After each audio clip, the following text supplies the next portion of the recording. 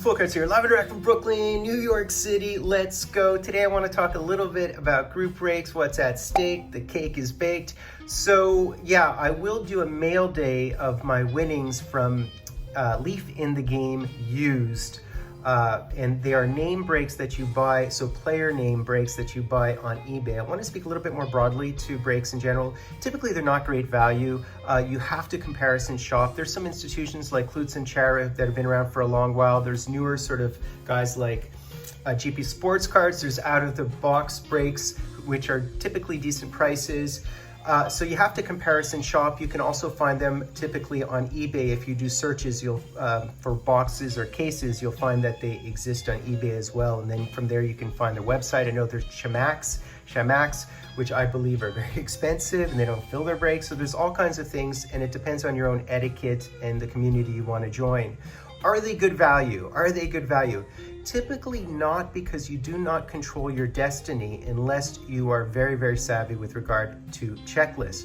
More often than not, you can buy the card you're targeting on the checklist on eBay with 100% certainty for around the price of the group break, where you're not guaranteed. Of course, you can hit a monster in a group break, but typically people have to buy and rebuy in order to hit the monsters they're chasing. Typically, people don't analyze checklists as well as they should.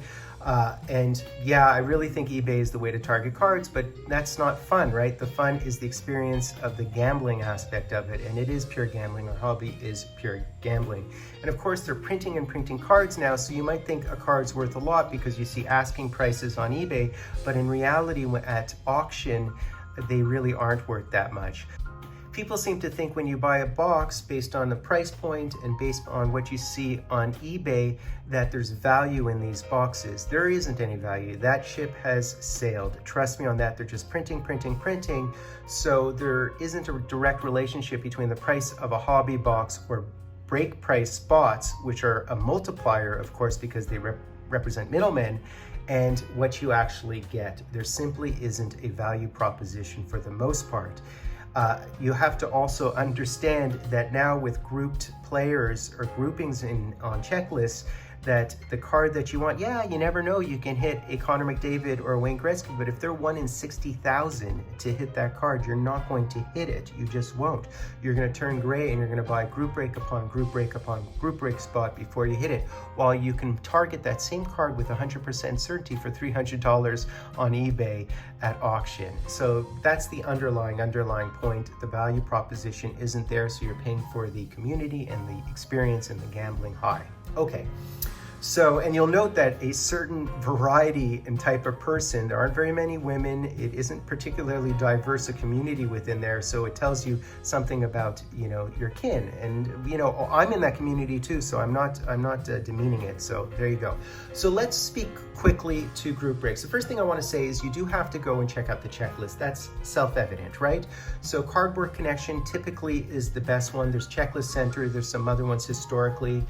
There's TCDB, I think, or is that what it's called, TCDB, whatever it is, and there's Break Ninja. What's interesting about Break Ninja is the fact that they list all the cards for the players in a given set. So here I think I'm in Upper Deck Ice, I guess. So this is on Break Ninja, I believe, yeah.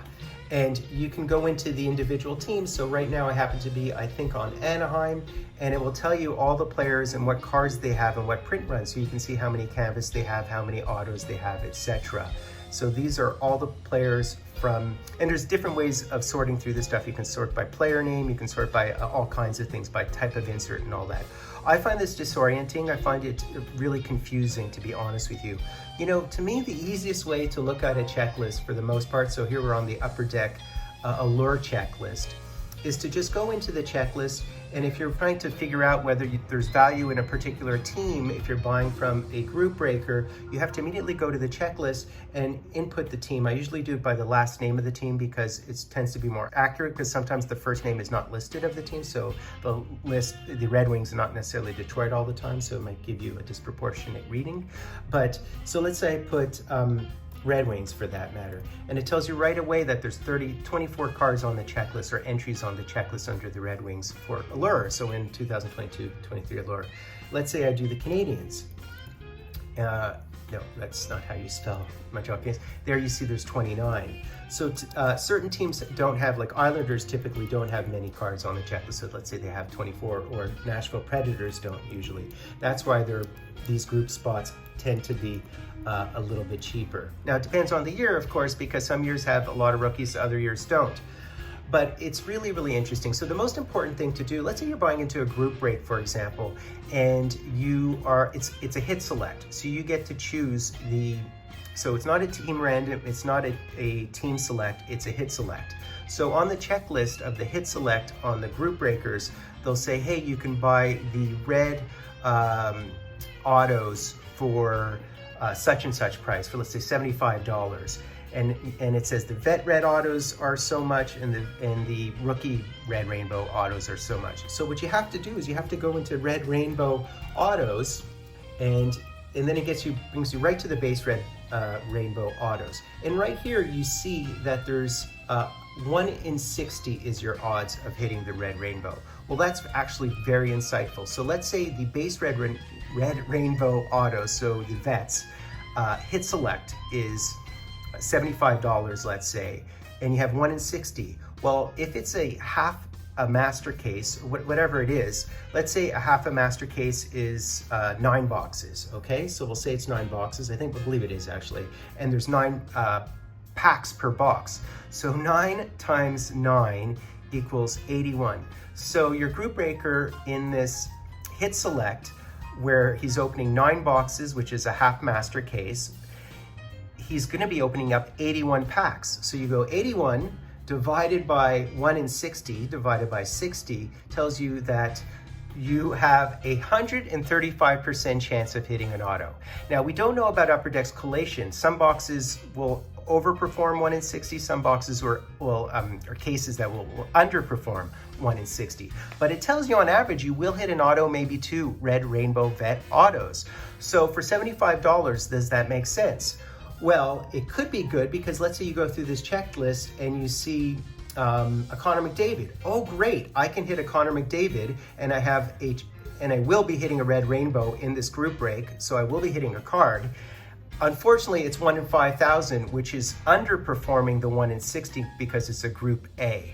So that tells us that we won't hit the McDavid, but we'll have a shot at hitting the McDavid. I can go into the specific odds of hitting the McDavid as well, but I'm not going to do it for you guys. It's a little bit too much detail, but you can obviously do the same thing. You open up, let's say 81 packs on that denominator of 5,000, and it will tell you your odds times 100, and it will tell you your odds of hitting that. But just broadly speaking, it's important to understand that you're opening up 81 packs, the group breaker is opening up 81 packs, and your odds are 81 divided by 60 multiplied by 100, and that will give you your odds, which is 135% odds. Now the base red rookies, what are their odds? The same. So it would be exactly the same thing, and you can go through this checklist and see whether you can hit the Owen Power, and the Owen Power is 1 in 824. So you have actually a decent chance of hitting that Owen Power. You really do. It's a solid like 10% chance or something. So that is the first thing you want to do. Now, let's say, for example, on it, you want to buy the blockers autos. So the blockers are the goaltenders checklist, insert checklist. So there we go, the blockers autos. So let's say the group break price is $35 for the hit select of the blockers autos. Well, you see they're 1 in 640. So that is a whole different reality, right? Because you're basically saying 81 packs will be opened, divided by 640, multiplied by 100, and you realize now your chances are 13%. So if you buy the spot for only $35, you'll have a 13% chance of hitting one of these guys. Now, will you hit the Jacob Markstrom, or what's the one you'd really be gunning for? It would probably be the Marc-Andre Fleury, let's say. Well, that's 1 in 20,000. So that very much underperforms, that grouping underperforms the average grouping. The average grouping is more going to be like a Nico Dawes or somebody like that. So that tells you won't hit the Marc-Andre Fleury, but for $35, you'll have a shot at the Marc-Andre Fleury. Now, the question you have to ask yourself in these group breaks is one thing in particular. The question you have to ask yourself is, If I go to eBay and go into sold listings, which is something you can immediately do, you can go into eBay and you can go into sold listings. So these are some cards I'd be watching, for example.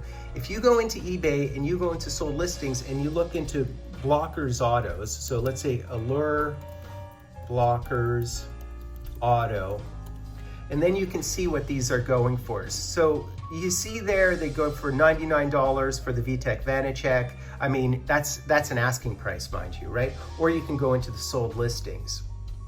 And in sold listing, you see somebody, you can also go into 130.com, this 130points.com, and this will actually tell you the exact value of this one, so how much the person actually paid. So let me go into here, and I put this in here, and it will tell you the actual value of that. And so the person paid $60 for that. So $60 American. So you have to also note that it could be Canadian. Your group break prices could be Canadian while this is American money. So what this tells you is somebody bought that Blockers Auto of UC Saros for $60. Now you're about to pay $35 for a 13% chance. Probably not at this one. And it says right here, it's 1 in 3,000. So it's actually whatever that was, a group B, I don't even know. But look at this one. So this is the likely one you would hit, right? The likely one you hit was the UPL, and that's only $15 on eBay. So why are you buying a spot in a group break for the Blockers Autos when you can buy the auto outright for less money than you're paying for that group break spot? That's what you have to ask yourself. And if you really want to hit one of the other ones, if you want to hit UC Saros, it's a group C, you're not going to hit it mathematically speaking. So that was the first thing I want to say with regard to group breaks, a simple way of doing that. So you have to, and then of course you can go to other ones like the Check Please autos. Now they're numbered to 25. Note that there's 9 cards on the checklist. So some quick math here. 9 multiplied by 25 tells you there's 225 cards in the entire populations of boxes produced. Now think how many boxes of Allure are being produced. It's a mass consumed, product that's in, retail chains and so on. And there's only 225 Check Please autos. So if you're buying your group spot again for that hit select for $35 and any of the Check Please autos that will emanate from that case break will be yours, you have to understand that there's only 225 divided by the entire population of all the boxes out there, or cases out there. So that number trends to 0. So your chance of hitting the Check Please is 0%.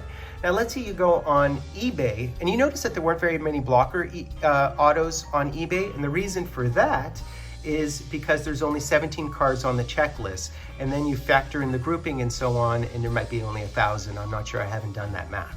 But here you know the firm math of the amount of the entire population, and it's 25.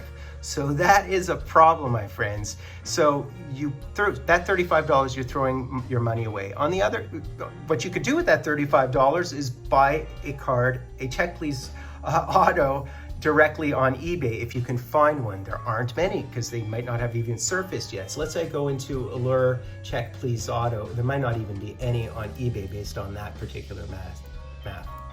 Okay, Check Please auto, and I don't see any in sold listings. That just goes to show maybe one's, I'd assume 1 or 2. Are these autos? No, these are just inserts. So they're so rare that they don't even exist. So when they do sell on eBay, they will be very expensive for the most part. Although, is someone looking for a Check Please Tanner Jeannot or Ryan Reeves auto? Maybe not. You might be the only person looking for it because it's a pretty bizarre insert of a depth player. Anyways, so that's that. So now I want to go on to the in the game used Leaf products and those group breaks. So you can go on eBay and buy group break spots on eBay. Here, we'll go into sold listings here. And there they are. So north of 7 cards is really good for individual player name group breaks. They're not the only ones. I can mention the rest of them, but these guys are good. They're solid. I've come to trust them, and I think their price points are reasonable. It's really hard also for group breakers to send out individual mailings because they're sending out individual mailings for each and every individual player. So that's a lot of work on their part. A lot of group breakers don't do that. So if you go into eBay, you can see that if you wanted to buy the Alex Tanguay spot, it's only $2. You can win it for only $2. The Adam Graves is only $2.25. The Adam Oates is $20. Why is it that there's such a discrepancy?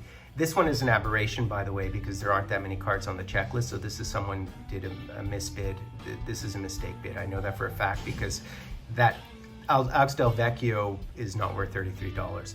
But Petrangelo is $2. So all of these spots are $2. Which are the expensive one? OV is expensive, even though they don't have the rights. It's because it's Leaf. Continuing on, Mario would be in the $40, $50 range, maybe even upwards of that. The middling guys are guys like Boris Salming. Now, why is there a discrepancy between people bidding on the Brendan Shanahan and the Boris Salming? You'd ask yourself, how much should I bid, is the question you should ask yourself. Well, let's go into this checklist, and this is a very quick shorthand way of bidding on cards, and then I'm going to go into my group break winnings. Okay, guys? So here I am in the game used Cardboard Connection. So you see the product. The product's a beautiful product. The boxes cost about $225 US all in. You receive 5 cards per box. So on average, for $200, if you buy a box, you'll receive 5 cards, including a couple of autos, certainly 2 autos, sometimes 3, okay? You do receive multis as well, guaranteed multi within it. So it's a great product. I mean, Leaf is great. Now, how do you know how to bid and what to bid on? Well, what you do is you go into the checklist and you see all the player names. Now, what's crazy about this product is look at the names. Now, the back-to-backs, I'll show you them in a second, are really thick two-way auto players. Everything's sticker autos because they don't have the rights, so it's Leaf, right? For the most part, it's all sticker autos. So live with that. Accept that as a given. But look at the names. I could hit a Guy Lafleur and a Scotty Bowman. I can hit a Larry Robinson and a Serge Savard. And you can see the checklists aren't very deep, but they're all, for the most part, absolute legends. From Marty Brodeur to Hasek to Gordie Howe. Bobby Orr's not in here, but a bunch of big names. So how do you know what to bid on, and why would you bid on one for one price and not the other price? Well, my shorthand is, let's say you go to an individual player. We said Brendan Shanahan, right? So Brendan Shanahan, so Brendan S. So he's got 6 cards on the checklist. Now, the thing you want to do is see, if you want autos, does he have any name on the checklist that's an auto? No, he doesn't. So you shouldn't be paying too much for it because he doesn't even have an auto. The other thing is you notice on the checklist is he's in multi-ways. So he's 6 cards total on the checklist. Of course, it's multiplied, the amount of cards total is multiplied by 45, but let's just go by the amount of entries on the checklist because it's a good shorthand. So he's got 6 cards on the checklist, okay. So this one here is all-time relics, and it's like a multi-way, right? It's like an 8-way multi-way. I think it's about an 8-way multi-way. So to hit this card, even if you hit the card, then they have to do randomization 8 ways. So then you have, even if he hits the card and you got the card, he pulls the card, then he has, then divide by 8 your chances of hitting that Brendan Shanahan. So that tells you shouldn't be bidding too much. Now, here's a dual relic with Stevie Y. So in this one, even if he pulls it, you have to win 50%. You have a 50% shot. And continuing on, this one you have a 25% shot because there's 4 cards. Here again, you have a 24% shot. And it's even worse than that. I'd almost say that this card doesn't even count of the 6 because there are only 3 total of the cards. It's not like a 45, not printed up to the amount of the other ones. So it's a very, very rare, that's why it's called Holy Grail. So this one I wouldn't even count in the 5. But I'd say a good shorthand for the most part on bidding on eBay is the amount of cards you see in the checklist, you should not pay higher than that dollar amount. And you have to sort of, do a rough barometer of whether or not you can double that amount. If all of them were autos, where they're single autos, where if you hit the card, you actually hit the card and you don't have to do randomization, then you would pay more. But this is a good one. So let's say we do Gump Worsley. I like Gump Worsley, right? Legend. He's only got 3 cards and they're all multi-ways and none of them are autos. So your shot here, this one's a 16-way. So, what's 1 divided by 16, right? 1 divided by 16, I know this off the top of my head, man. Yeah, it's like 6%, right? So I'm telling you, you have a 6% chance even if he hits the card because it's a multi-way. Now, would you go for the Gump Worsley for $3? Sure, because he could pull that 16-way and you could hit the Gump Worsley and it's only $3. And if you're watching this break just to see if you can hit a 16-way, maybe it's worthwhile to drop $3. It really depends on your value of dollar and what the opportunity cost is if you put that money elsewhere within the hobby or actually invest it. I don't think cards are investment. Let me be clear about that.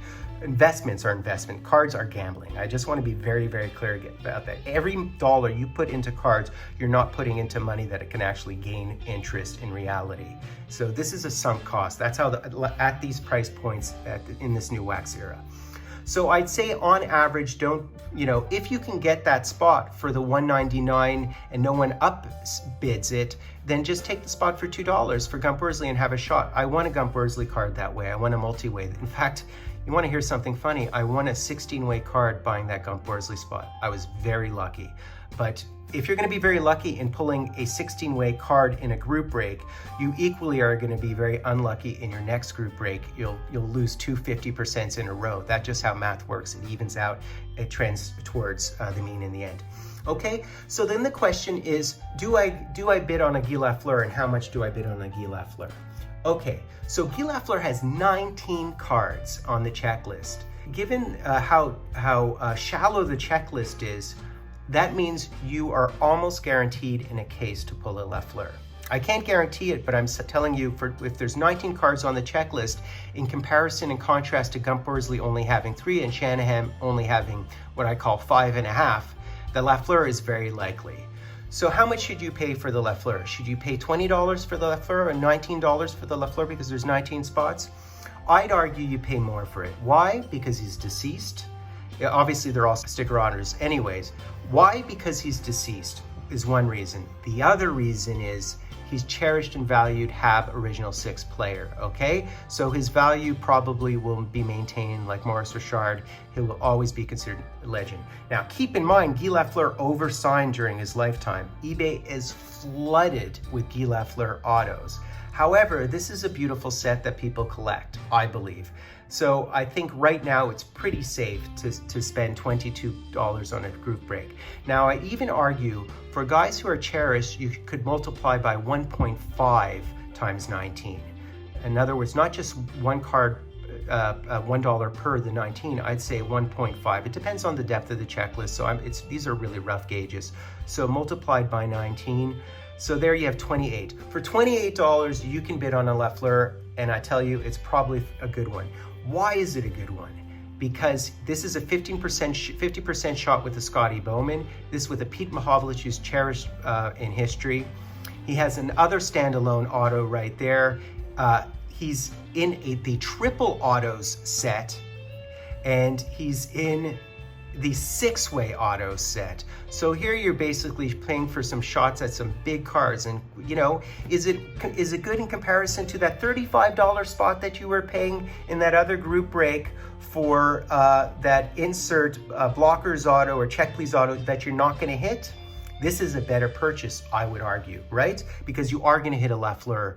Now, the next question you have to ask yourself is, if a Lafleur card costs on eBay $25, buy the Lafleur card on eBay. But if it goes for $100, or if you get completely drawn in by these 6-way autos, like Hab, Serge Savard, Larry Robinson, Guy Lapointe, these guys are all legends because they're on some of the best, literally the best hockey teams in the history of our game, and with multiple Stanley Cups, and he's a multiple Hart winner and all this stuff, then it makes sense to maybe even pay 2 times the 19 based on what you see on eBay for Lafleur cards, okay? And I would say you could pay up to as much as $40 for Lafleur, given the almost certainty of hitting him in these group breaks.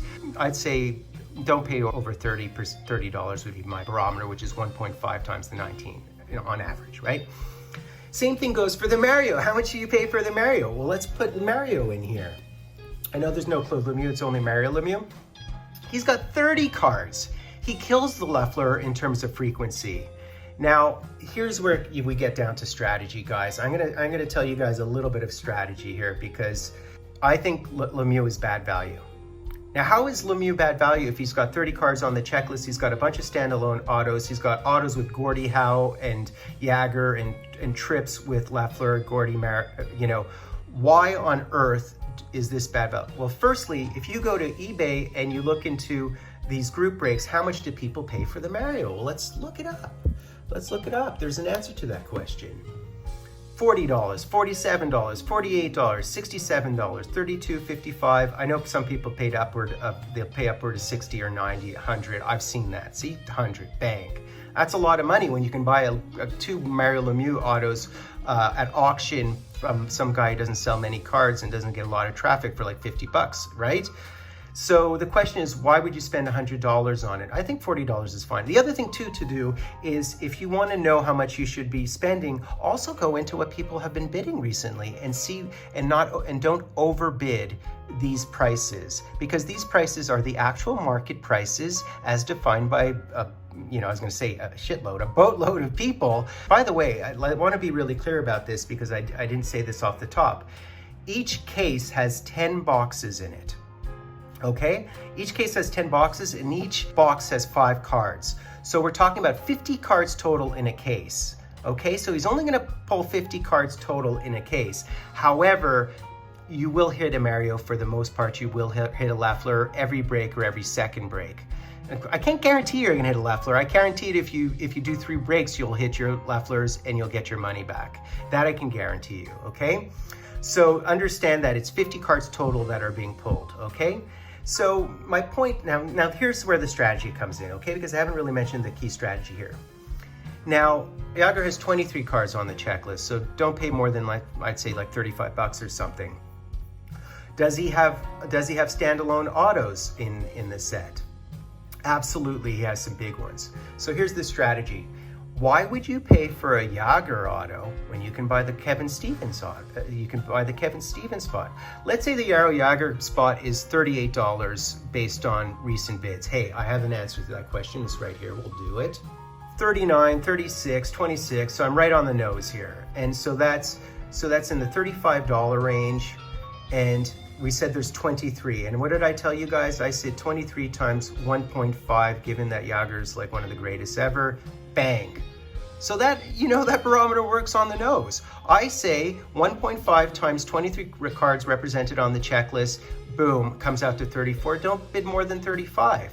Now, if you really, really want to go for it, pay $40. But some guy's going to pay 67 and might bid you up. Or do you want to pay 70? Are you guaranteed? You pay $67 for that spot. Are you guaranteed to then hit the Yager? I watch a lot of breaks where people don't hit Yagers, okay? So you obviously, so the question is, if you want to hit that Yager auto, and Kevin Stevens can also be hit, and you can win that randomization, and the Kevin Stevens spot goes for $4 or $3, why not buy the Kevin Stevens spot at the chance at the duel with the Yager? That's the question you have to ask yourself. Why not buy the Mike Gartner spot, which goes for $2, or the Pat LaFontaine that goes for $8, or the Timo Solani that goes for $11? So that's what you have to ask yourself. So the other strategy with regard to this is, if you want to hit a 16-way, buy some of the $2 spots where players are represented on the 16-way. So let's say Rob Blake. Okay, Rob Blake is not someone people are chasing, Rob Blake. But I know he's on some of the 16 ways. He goes for $3, $2, $2, right? How many times is Rob Blake in the checklist? Rob Blake, let's see, 6 times. So for $2, if you're chasing a big, let's say you're chasing the Ed Belfour, let's say you want this one, or let's find a 16-way, because I think he's in the 16 ways, well, whatever it is. Or this one, if a Den Podvin's going for 10 and you want this card, there's only 3 on the checklist, so you're not going to hit that. I'm not even going to discuss it. But here, 16-way. Here's the 16-way relic. You can buy the Ray Borg for like $25, or the Nicky Lidstrom for like $8, or the Rob Blake for $2, and you have the same opportunity, the 1 in 16 chance, the 6% chance. So buy the Rob Blake. The other thing too is, what happens in these auctions is people will pay for a Bill Barilko. I don't know if this is true, but I'm just guessing, right? Bill Barilko. And okay, so that's actually not bad, $4, but somebody paid $12 for that spot. The problem with the Bill Barilko spot is their cards. Bill Barilko is an absolute, Stanley Cup legend from eons ago, the guy who vanished, who's in the in that song by Tragically Hip. But look, his card numbered to 5, number to three, number to three, and this way is a multi-way. So don't buy the Bill Barilko for $4. You can buy the Bill Gadsby for $2, right? If you want this particular card. So that's the strategy. Okay, so I think I've spoken for about a half an hour about strategy with regard to these breaks. Now, guys, why not show what I hit, right? So let's get into it, guys. Let's get into it. So let's put this strategy to the test. Let's see. So I bought into 7 separate group breaks. So that represents 7 boxes in terms of how much I paid. For each group break, I paid in total about $200, which is how much a box costs. Now, in a normal box, you receive 5 cards. So did I receive more than 5 cards per group break? The answer is yes. Now, I also control my destiny a bit because I bid on players and cards that I like or ones that I deem good value. So, but on the other hand, it also means that I might not hit some crazy bucket list one that costs a lot if I don't keep on buying Marios for really expensive prices. So let's go to the first break. So as I said, for about $200, how many cards did I receive? I received almost double. I think I received 7 cards or 8 cards in the first one. So Bobby Clark, for example. Bobby Clark has like 16 cards on the checklist, and I think he cost about $13. So he's good value. By the way, the Eric Lindros is someone you want to hit. Those are the big names. The big names you have to check out, like the Gordie Howes and the Bobby Hulls and so on. But so I hit this one, and it's a 3 of 3. I hit a Billy Smith. Now, what's so epic about this? It's one of those back-to-back cards. This is a beautiful looking card, number to 12. I had the Dennis Potvin spot, and I won the randomization. I hit another Dennis Potvin. So but Dennis Potvin cost me $6.50, and I received 2 cards, including this nasty glove, first overall pick, which he was. I hit a Yarrow Jagr relic. How much was the Yarrow Jagr spot? I paid $39 for it. I believe I overpaid and learned something from that break, to be honest with you guys. Ironically, nonetheless, I run the 33% randomization, and it's shockingly, I actually hit this trip. So actually paying $40 plus, which is what I paid. How much did I pay for the Jagr? I paid $39 for Jagr, which I believe I overpaid for. Luckily, I hit this 3-way card. I also hit this Joe Sakic. I don't remember how much he cost, maybe $6, $7, $8. Larry Robinson, who's almost guaranteed he's all over the checklist, as well as this one. This one actually I don't even remember winning. I think it's from the Hextall spot. Larry Robinson cost about 11, but I know he has like 17, 18, 19 cards on the checklist. So this is another group break. How many cards are in here? I think it's upwards of 12 cards. So wow, 12 cards for the price of 1 box when normally a box has 5 cards. So Vinny Lecavalier, strangely, I won 2 of the exact same cards. I mean, collation, plus I won this. That Vinny Lecavalier spot was $5. Pretty cool looking card.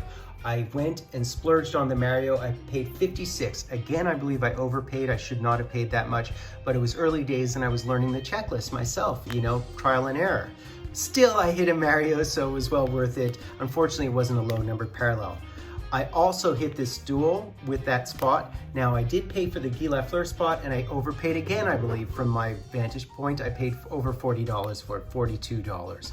But I did hit a flower, and I hit this really cool first overall pick of flower as well. I bought the Carey Price for $4, and I hit him a 2 of 8, really cool looking card.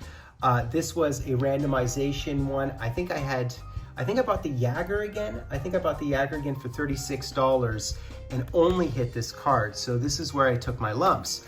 Frank Mahovlich was about $9 or $7 there. And the Mike Richter goes for quite a bit, but he's all over the checklist. He was $16. And then the Larry Murphy, which goes for only $8. But still, I did better, but I learned my lesson in terms of paying for Jagrs and Marios. I don't find them particularly good value. Continuing on. So by now I started getting savvy and realizing I should opt for lesser name players for $2 and try to hit the multi-ways, because in those first couple of breaks I was going for the autos and I was overpaying. So I decided to get more names for less money. In other words, instead of buying, you know, a Mario for $40, I thought to myself, why don't I get like 15 $2 spots and try to hit some of the multi-ways, because on average I'll hit one of those or some of those multi-ways, and that really panned out. So for the same $200, this time I hit, I don't even know how many cards are in here. It's got to be 12 or more. So you can see right here. So let me just go through them really quickly. I think this I won from the Dennis Podvin spot. The Bernie Nichols I hit, so that was probably a $2 card. The Power Chuck was probably a $2 card. Here I took the Trottier and I won the randomization. I hit another carry price. The carry price was like a $5 spot. Manny Fernandez goes for nothing because no one knows who he is, but I paid like $2 for this spot and I hit him. Took the Larry Robinson again because I think he's good value and all over the checklist, and sure enough, I hit him. Tom Barrasso is actually a good one, and you can get a lot of multi-ways with him. Pittsburgh multi-ways, which are big name multi-ways because of course they're cup winners. And true enough and sure enough, in aiming for a 16-way by buying a bunch of spots, I did finally hit a 16-way. So how do you win a 16-way randomization is the question. Well, you do it by buying, like a Luke Robitaille or some lesser known player, or Rob Blake. That's how you win it, and then you win your randomization. Or you buy some lesser known players who only have 1 or 2 spots, heightens your odds. And I also won these as well. This one, in testing a strategy and trying to hit an OV or a Crosby, I bought the Geno spot, which is much cheaper than the other two, and I hit a multi-way. So I continued on with the strategy of trying to hit multi-ways. I bought a Timu because it was actually fairly cheap. I bought a Sakic because he was fairly cheap. But look at this. So I bought a Glenn Anderson, hoping again for one of these back-to-backs because it's one of the coolest checklists, and I hit a Yari Curry. Yari Curry is actually fairly cheap. He's like a $4 spot. Here, another time I tried my strategy. Jerry Cheevers is all over the checklist, but he goes for $20 or something. He goes for quite a bit. Gilles Gilbert only goes for like $2, $3. So I bought the Gilles Gilbert hoping that I would hit a dual Jerry Cheever, and sure enough, I hit it, and then I hit the 50% randomization. Andy Moog doesn't go for a lot. I love Andy Moog, and this one is a low numbered one too. It's like numbered to 3, I think. So I hit him. And again, through some multi-ways, I was able to hit these multi-ways. This Roberto Luongo, of course they don't own the rights, but this is such a cool card, and I hit this one as well.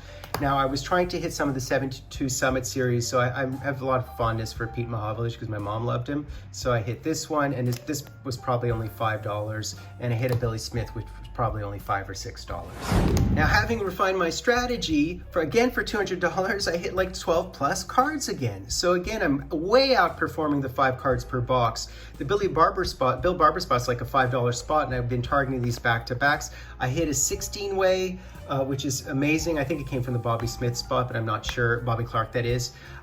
Bobby Clark, I bought that because it's great value and you're almost guaranteed to hit him. But here you see, I started, targeting your Lanny McDonald's and so on, lesser guys, and I started hitting some big boys. I decided that it was worthwhile to go for the Hasek, because you can get, I think at one point I started getting the Haseks for only $11, and he's all over the checklist as well. So I start doing really, really well, including that Larry Robinson. Sarah Savard only cost $4. Mike Richter is good value, and there you go. I started really doing well with these and refining my strategy. I basically started killing these breaks, man. The Billy Smith is really, really good value. Frank Mahovlich for $7 is one of my favorite players. Alex DeVecchio is only $4. The guy who paid $33, I don't know what he was doing. Like, that's some guy who got upbid. This one from the Billy Smith spot, I hit a multi-way. I think he threw this one in, this Joe Thornton, actually. He said it was a bonus for me.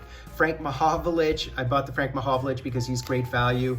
I splurged on the Gordie Howe, but splurging for me was probably like $25, so I didn't pay too much for it, and I did hit a Gordie Howe. It's boom or bust with these guys. Because if you pay the $40 for a Gordie Howe spot and you don't hit, you start thinking to yourself, why didn't I buy all those lesser quantities? I hit another 16, and that one, I think, as I mentioned, was from the Gump Worsley spot, which was just a couple of bucks. This is one of my favorite cards, hitting the Rangers one. And here you go. So there you go. My strategy earlier of saying, let's go for the Kevin Stevens instead of the Jaromir Jagr and the... So I told myself, I think picking the Jagr or the Mario is too rich for my blood because I wanted to hit multi-ways and so on. So I started paying for the Kevin Stevens spots, and I hit a multi-way. So there you go, it worked. Larry Murphy is decent value, and he's on a lot of the multi-ways as well. So finally, my last thing, and unfortunately you'll notice that I bought a lot of the same players because where I find value, I find value. But I did buy the Hasek again because it cost nothing. It was like $11 and I killed it with the Hasek again. He even won me this multi-way with the Red Wings. He won me 3 cards. The Madana was affordable. I liked the Mike Richter, so I picked him on multiple occasions. Now this was the card I've been gunning for since I started buying these breaks. I wanted the Pete Mahovlich and Guy Lafleur back to back. And what's really funny about this card is I was afraid that if I just bought the Lafleur that I could lose the 50% randomization to the Pete Mahovlich. So I bought both the Pete Mahovlich and the Guy Lafleur to guarantee myself this card, and I hit it, and I didn't have to worry about the randomization. But you can see Guy Lafleur did well. I think Jaromir Jagr, no, was it? Yeah, it wasn't Jagr because I didn't buy him. It must have been Brian Trottier won me this card.